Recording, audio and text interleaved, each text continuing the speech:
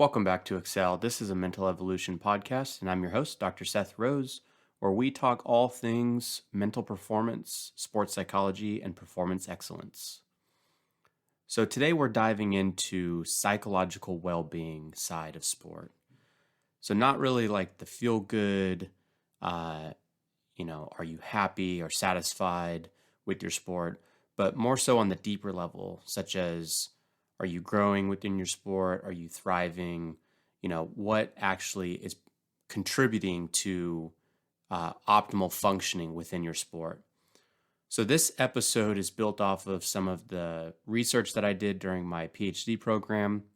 And if you have listened to some of the previous episodes, we dived into three of the major components within, uh, sport well-being.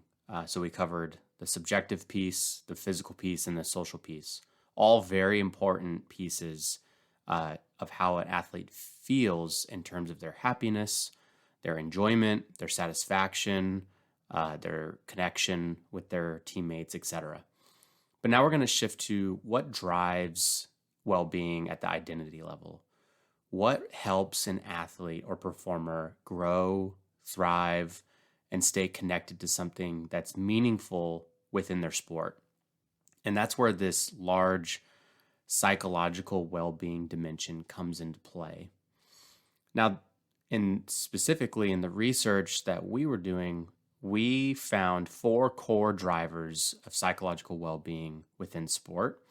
And these are things that athletes say help them love their sport and show up as their best selves. So really, these can be things that as a coach or a leader or as an athlete or even a mental performance consultant, you can check in with these factors to see where your check-ins and your interventions and the things that you're doing to help your athletes, where that focus can be, so that way you can increase some of the other components of sport well-being. So first we have accountability. And this is where an athlete thrives when they hold themselves to a certain standard, right? Ownership or having some sort of intrinsic motivation to want to abide by those standards. So this is really ownership and accountability in pushing their limits, taking responsibility, showing up with purpose, wanting to reach a certain potential. And so for these athletes, accountability isn't something that they are fearful of or it's pressure on them. It's really fuel to kind of drive some of those behaviors. The second piece is a little similarly to the social well-being component, but this is really based off of positive relationships, right? The actions of developing those things. So sport is inherently social, right?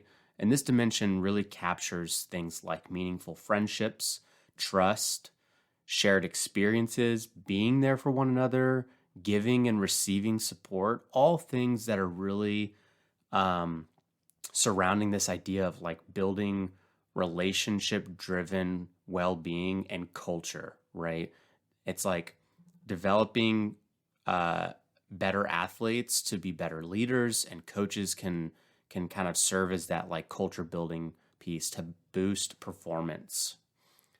Now, the third dimension here is what we would call personal values. So this is the self-identity layer within sport, which is huge.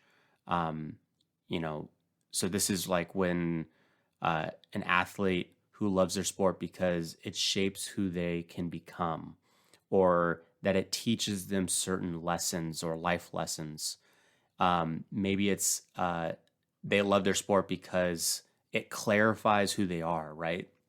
Or it aligns with some deeper beliefs or purpose. There's a lot of great values and things that come from sport, and athletes, they keep coming back to sport because of those certain things. So values driven performance, these athletes are able to stay connected even during adversity because their sport reinforces who they want to become. And then lastly is growth. Growth is another dimension that we found within psychological well-being.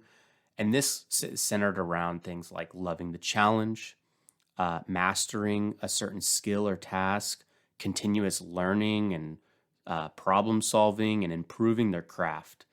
And right, so growth driven athletes, they feel higher levels of well being when they are developing, regardless of the outcome. And so, why does this matter, right?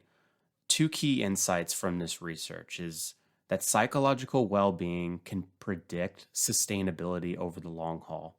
So if athletes only rely on like satisfaction and happiness and feeling good, they'll burn out if stress ramps up and they can't handle it. So the components that I just went through, they act as anchors to help them during injuries, performance dips, life changes, or slumps.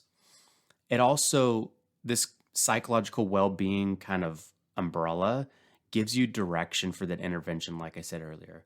So if you're a coach or a leader or a mental performance consultant, these can point you down different paths to focus on with your athletes.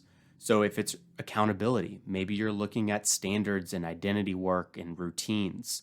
If it's relationships, maybe you're talking about communication and team dynamics, peer mentoring, and growth. Maybe it's talking about skill progression and deliberate practice and mastery oriented behaviors. But it's a practical blueprint for you to individualize your coaching within what you're doing. So I could go on more and more about this. Obviously, I'm super passionate about this because a large part of sports psychology and mental performance is not only to enhance performance, but at the end of the day, it can help enhance wellness and health and well-being. So thanks for sticking around, and we'll catch you on the next one.